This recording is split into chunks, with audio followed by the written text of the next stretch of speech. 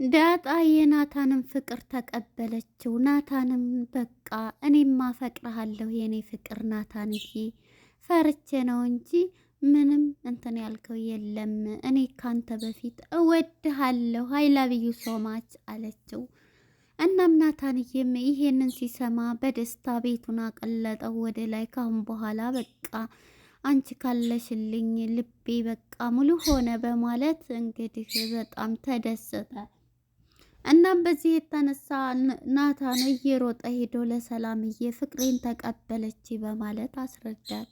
ይሄን የሰማችው ኤቢ በጣም ተናደደች። እነሱማ ከዚች ቤት ተፋቅሮ አይኖራትም፣ ከቤታችን ይባረራሉ በማለት ካሜራዋ እንዲቀነች ናታንና ዳጣ ሲሳሳሙ ኤቢ እጅ ከፈንጅ ያዘቻቸው። ይህንን ያየችው ኤቢ ማመን አቅቷት ወደ ኋላ ፌንት ሰራች። በጣም ይገርማል።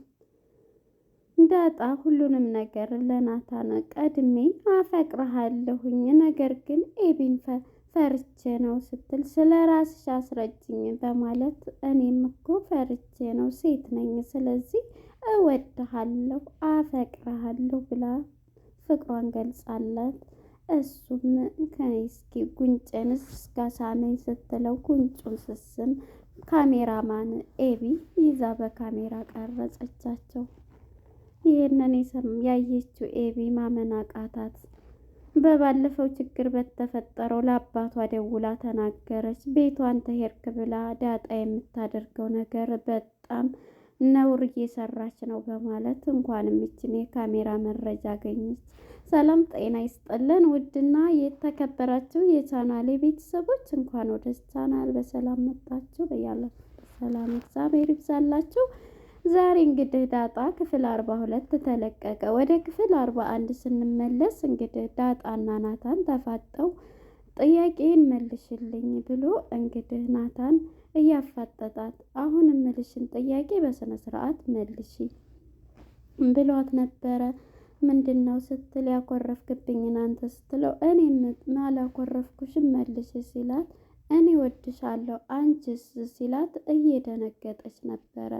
እንግዲህ ወደ ክፍል 42 ስንመጣ እዚህ ላይ ተፋጠው ሳለ ወድሃለሁ ሳትልም እንዴ ልሰብበት እኔ ኤቢ እያለች ነበረ። ኤቢ በምትል ሰዓት ስለ ኤቢ አይደለም እያወራሁ ያለሁት ስለ ራስሽ ነው እየጠየቅኩሽ፣ እኔ በጣም እንትን እያልኩ ነው እየታገስኩሽ ነው ንገርኝ እያላት ነበርና ልሰብበት በቃ ከተታረቅኩ በቂ ነው፣ እኔ ነኝ የተታረቅኩሽ ወይስ አንቺ ብሎ እሺ በቃ ይዝተኝ ነገም ቅርብ ነው በማለት ነገ ግን ማለፍ የለበትም በማለት ህልም አይቼ ልደር ብላ ተነስታ ትሄዳለች ዳጣ ማለት ነው። እናም ዳጣም ጉዟን ቀጥላ ህልሟን እንቅልፍ ሳይወስዳት አድሮ በቃ ፍቅሩን መቀበል አለብኝ እኔም እወድሃለሁ ማለት አለብኝ የሚለውን ውሳኔ ስታስብ እንቅልፍ ሳይወስዳ ቁጭ ብላ አድራ ይሄንኑ ነበር ስታስብ እየነበረው ማለት ነው። በቃ እሺ ማለት አለብኝ ብላ ማለት ነው። እንግዲህ ናታንም ወደ ቆንጆ መዝናኛ ማጥኛ ቦታ ሄዶ እንግዲህ መናፈሻ እያጠና ነበርና እንግዲህ እያነበበ ሳለ ውሃ ጋር መጥቶ ውሃ መታ ነበር ከሱ ጋር ማለት ነው። እንግዲህ ከውሃ ጋር ቁጭ ሳለ ከድንገት እንግዲህ ኤቢ ትመጣና ናታን ብላ ስማው ቁጭ ትላለች። ደስ አይልም ይሄ ግቢው ቦታው በጣም ደስ ይላል አይደል እያለችው ነበርና እሱማ በጣም ደስ ይላል ይሄ እኮ በእኔ ስም ይሆናል ትለዋለች። በቁሳቁስ ፍቅር ማለት ነው እንግዲህ በቁሳቁስ ይሄ እንደዚህ ካለ ከኔ ጋር ይሆናል የሚል ሀሳብ ስላላት ኤቢ እንደዚህ ስላል ነበር አስበዋል። ይሄ አሁን እኔ እናንተ ተጋብተን ይሄንን ልጆቻችን እዚህ ግቢ ሲጫወቱ ምናምን በቃ ደስ አይልም እያለ ግቢው በጣም ደስ ይላል፣ ግን እኔ እናንቺ የሚለው ሲላት ማለት እንዴ አንቺን በጣም ቆንጆ ነሽ፣ ሌላ ወንድ አግብተሽም እኔም ብቻ ትሳይ ሌላ ወንድም አግብተሽ ከአንተ ውጭ እኔ ሌላ ወንድ እንትን አልልም፣ አንተን ግድ ነው እንዴ ሲላት ግድ አይደለም ዝሩ አንተን አግብቼ በቃ ካንተ ሴት ጋር እኔ አንተ ጋር ልሁን ሌላም ወንድ አላገባ ካንተ ሴት ጋር ግን ካንተ ጋር አንዲት ሴት ባይ እገላታለሁ በነፍሷ ቆርጣ ነው አለች። እንግዲህ ዳጣን አየቻት ማለት ነውና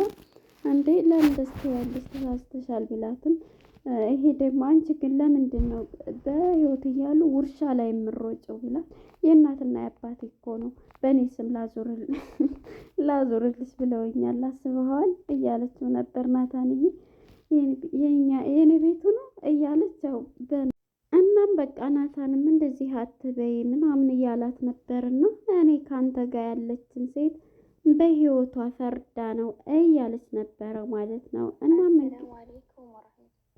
እናም እንግዲህ አሁን ላይ በቃ ይሄንን ተባብለው ተነስተው ይሄዳሉ ማለት ነው ወደ ናታንና ወደ ዳጣ ጋር ስንሄድ እንግዲህ ዳጣ በሀሳቧ በጣም እንትን ብላለች እና ቁጭ ብላለች። ምክንያቱም ደግሞ እሷም ተወደዋለች። ነገር ግን አሁን ኤቢ ደግሞ የምትለው ነገር አለ ማለት ነው።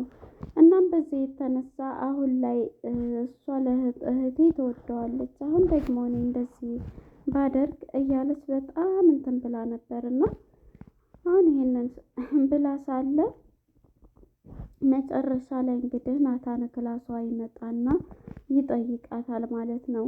ሲጠይቃት መልሴን ይላታል። መልሱን ብቻ ኤቢስ እያለች ነበር። አሁን ስለ አንቺ ብቻ ነው እየጠየቅኩሽ ያለው ስትላት ሁሉንም ነገር ተነግረዋለች። ቁጭ ብሎ እውነትሽን ነው ሲላት እኔም እኮ ብላ እሱም ሳትለው ራሷን ነቅንቃ አወ ትለዋለች። እናም በዚህ የተነሳ ይህንን ባለችውን ሰዓት በቃ ናታንም ደስ ብሎት እየዘለለ ወደ ክላሱ ይሄዳል ማለት ነው፣ ስለተቀበለችው ማለት ነው። ከዛም እንግዲህ ማነች ሰላምዬ ያገኛታል። ሰላምዬ ከሱ ክላስ መታ ትራሱን አርግልኝ እንደዚህ አርግልኝ ያለች ሆዷ እንትን ስላለ እናም ይሄንን አድርጎላት ሰላምዬ እየሰጠሽኝ እኮ ምክር ሰራ ይላታል። ምንም የዳጣ መሆን አለበት እያለችው ነበርና አዎ በቃ ተቀበለች። ያው በቃ እንደምትወደኝ ያው እንደዚህ እንትን አለኝ ሲል ነግሬህ የለ እኛ ሴቶች እኮ በማለት ይሄንን ነገር ሰጥታው ይሄንን ተቀበለችን ሲል ደስ ብሎታል ማለት ነው። በቃ አንተ እንግዲህ እናት ማለት መጀመሪያ ስለ እናት እያስረዳኝ ነበር እና ለእናት በህይወት እያሉ ማድረግ ያለብን ነገሮች ማድረግ አለብን እያለች ነበረ። እውነት ነው። በእርግጥ እዚህ ጋር ያሰብኩት ቤተሰብ በህይወት እያሉ ነው ሁሉንም ነገር ማድረግ ያለብን። ከሞት በኋላ ማልቀስ እንድሳላረግላቸው ብሎ መጸጸት የሚባል ነገር አለ ማለት ነው። እና ያለችው ምክር ትክክል ነው ማለት ነው። እናም ይሄንን እንግዲህ እያለች ሳለ በቃ የዳጣን ነገር ይነግራታል ማለት ነው። እና ተቀበለች ስትለው አዎ ብሎ በቃ እኔ ደግሞ እሷን እንዴት እንትን እንደምትል ዳጣ ምንም አታውቅም፣ ምንም እንትን አፍቅራ አታውቅም፣ እንትን ብላ አታውቅም፣ ስለዚህ እመክራታለሁ እያለች ሰላምዬ ተነግረዋለች ማለት ነው። እሺ ጣጣ የለውም ይላታል። እናም እንግዲህ ይሄንን ተባብለው ጨርሰዋል ማለት ነው። ወደ ማርታ ጋር ስንመጣ ማርታ እንግዲህ ውሃና ምጥን እያወሩ ነበርና ስለ ትምህርት ቤታቸው እንግዲህ ውሃ መርፌ ሰጥቷታል። የትምህርት ቤት አጫሽ እንደዚህ እንትን የሚል ራሱን የሚወጋ ሰዎችን እንትን የሚል ነው እና ይሄን እያወሩ ሳለ እያዳመጠቻት ነበረ። እርጎ ላልሽው ውሃ ጠጭበት እያለቻት ነበርና ውሃም ለምጥን ማለት ነው። እናም ይሄንን እያወራቻት ሳለ ቁማ የምታዳምጠው ሰላም ማነች ማርታ በጣም ነው እየሰማቻቸው። እንደዚህ አድርጎ እሱ እኮ ጫት ይቅማል፣ ሲጋራ ያጭሳል፣ በወረቀት ነገር እንደዚህ እንዴት ትቀበያለሽ እያለኝ ምጥን ጎበዝ ናት ማለት ነው እየነገረቻት ነበረ።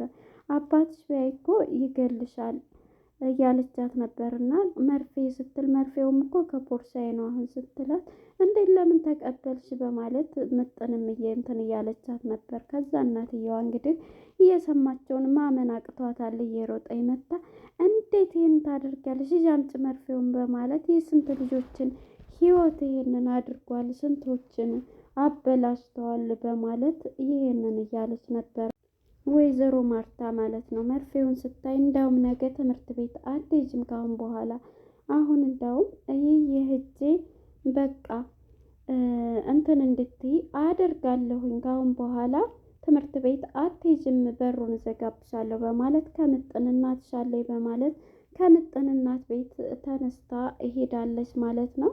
እንግዲህ ማርታ ልጆቻችንን እንትን ማለት አለብን መቆጣጠር እያለች ነበረ። እናም ተደብድባለች ማለት ነው። እንግዲህ ወደ ወይዘሮ ማርታም ተነስታ ሄዳለች።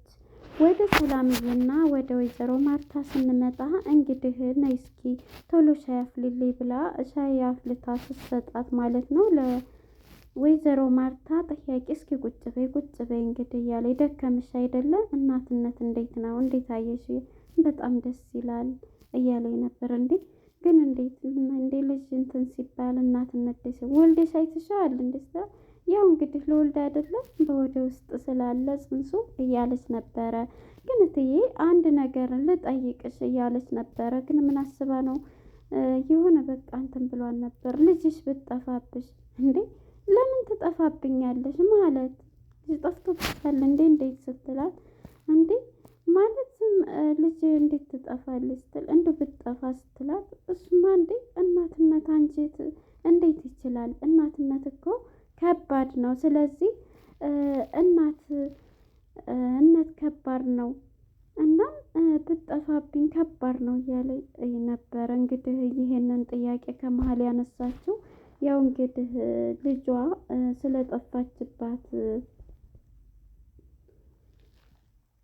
ስለጠፋችባት ሰላምዬ ማለት ነው። ያንን ሀሳብ ነው አምጥታ እንዴት ስትላት በጣም እኮ ከባድ ነው ልጅ ለእናቱ እናት ስትሆኝ በጣም ግን አንቺ አባቱንስ እንዴት ነው እንግዲህ ሲወለድ እኔ አባቱን እስከ መቼ ሙቷል ብለን ትልንን ነው ጥያቄ እኮ የአባትነት ጥያቄ ይመጣብሻል ስትላት እንግዲህ በቃ ተዩ ኤቢም እንትም እያለች ነበረ ሙቷል ብለን ነው የምንይዘው እያለች ነበረ ማለት ነው። አረ እንደዚህ አትበይ፣ ጥያቄውን ከቻልሽው መልሱን ጥያቄ ሲጠይቅሽ መልሱን ከቻልሽው ብላ ከዛ እንትን ትላለች ማለት ነው።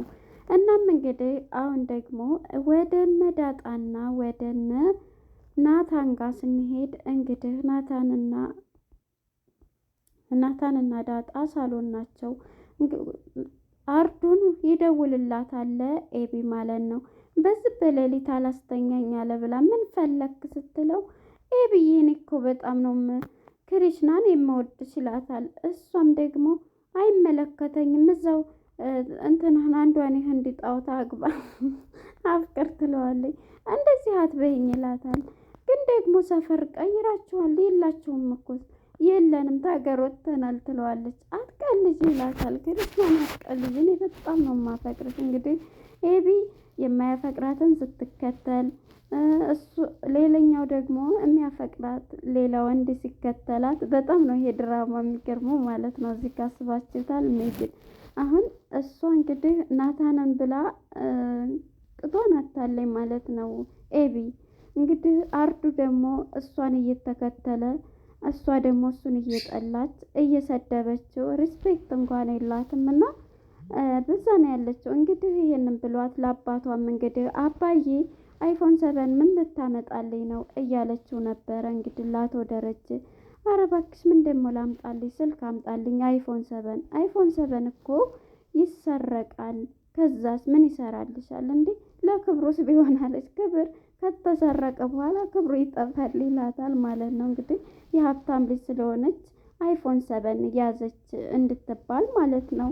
ለክብሩ ያለችበት መነሻ ማለት ነው። እናም እንግዲህ ይሄን እያለኝ ለዳጣ ምን ታመጣለህ? እንደውም ልንገር እነ ዳጣ ምንም ነገር እንድትነግርኝ አልፈልግም ቢላትም እንዴ ምን ነገር አለብኝ ዳጣ ሲል ምን ዳጣ ሲላት እንዴት አንተ ሄድክ ብለው እንዴት እንደሚሆኑ እሷ ከናታን ጋር ብዙ ነገር እንዴት ተፈጠረ በቃ ስመጣ ትነግርኛለች። አሁን ልሂድ ለጧት እነሳለሁኝ ቻው ሲላት እንግዲህ እሷም ለዳጣ ምን ይዘህላት ትመጣል? ምንም ይዤላቸው አልመጣም ይላታል።